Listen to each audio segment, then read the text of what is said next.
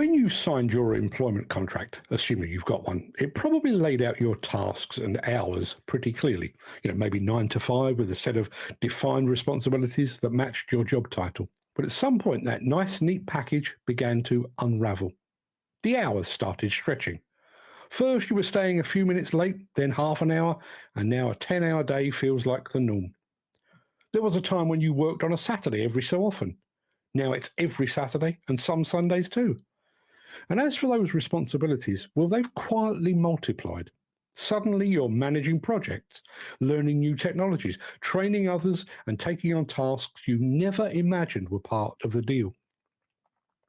That is the insidious nature of creeping responsibility, a slow but steady expansion of your work hours and duties without corresponding changes to your contract, let alone your paycheck.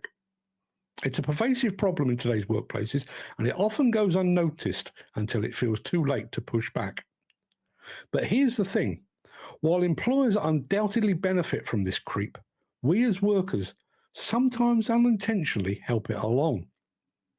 Let's start with the obvious. Employers love a flexible worker. They love someone who can wear many hats, especially when they don't have to pay any extra for each new hat added to that wardrobe. Companies often talk about going above and beyond or being a team player.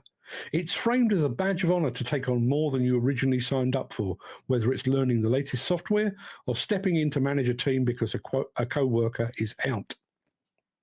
That slow accumulation of extra responsibilities happens so incrementally that it's easy to miss. Maybe it starts with one extra project that feels manageable, but soon it's a new technology you're expected to master without any formal training or additional pay. Before long, the job you were hired for looks entirely different from the one you're actually doing today. The scary part, obviously, is that this creep is rarely compensated. Your paycheck remains the same, even though your responsibilities and the stress they bring have multiplied. The time you were supposed to spend outside of work now belongs to your employer. Creeping responsibility eats away at work-life balance, leaving employees overwhelmed, burned out, and in many cases underpaid for the expanded scope of their work. But here's where it gets complicated. As much as creeping responsibility is driven by companies looking to get more work for the same pay, we as workers sometimes fall into a trap that exacerbates the problem. We're often too willing to say yes, too willing to adopt tasks and projects as our babies. Why do we do that?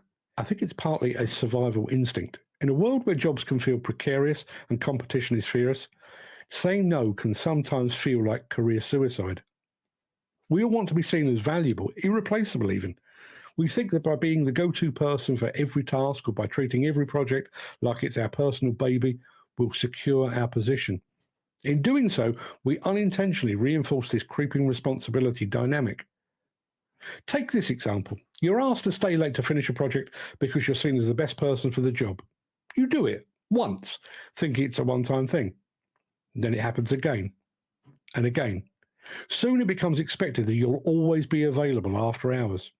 Or maybe a new software tool is introduced, and without official training or extra time, you're left to figure it out on your own. You embrace the challenge. After all, you're dedicated to doing the best job possible. But soon it's expected that you'll master every new tool without question, even if it means sacrificing your evenings or weekends. This is the crux of the problem. By being too willing, we sometimes make ourselves complicit in our own overwork.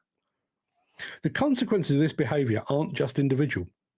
When workers continuously accept more responsibilities without pushing back or asking for fair compensation, it sets a precedent. Over time, this overwork becomes normalized, not just for you, but for the entire workforce. Employers come to expect it, and it becomes embedded in the company culture.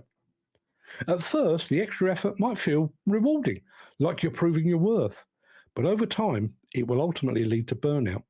Your passion for the job starts to wane as the weight of never-ending responsibilities grows heavier and heavier. And once that happens, it becomes harder to draw a line between what you're willing to do and what you're expected to do. The personal project you once took pride in becomes a burden that you can't shed. And that's when creeping responsibility really takes hold. So how do we fight back against creeping responsibility? When the obvious answer lies in redefining boundaries, both personally and within our workplaces. But it's not easy. In an industry in which even the most willing and loyal workers are seen as expendable and replaceable, telling your employer what you will and will not do is fraught with danger. With that being said, companies should appreciate employers for their core strengths, not just for how many extra roles they can juggle. Creeping responsibility doesn't have to be inevitable. By recognizing its subtle onset, understanding how we sometimes contribute to it, and establishing clear boundaries, you can protect yourself and your colleagues from falling into the trap of unpaid overwork. Workers deserve fair compensation for the full scope of their roles, no more, no less. And maybe, just maybe, we all need to be just a little bit less willing at times.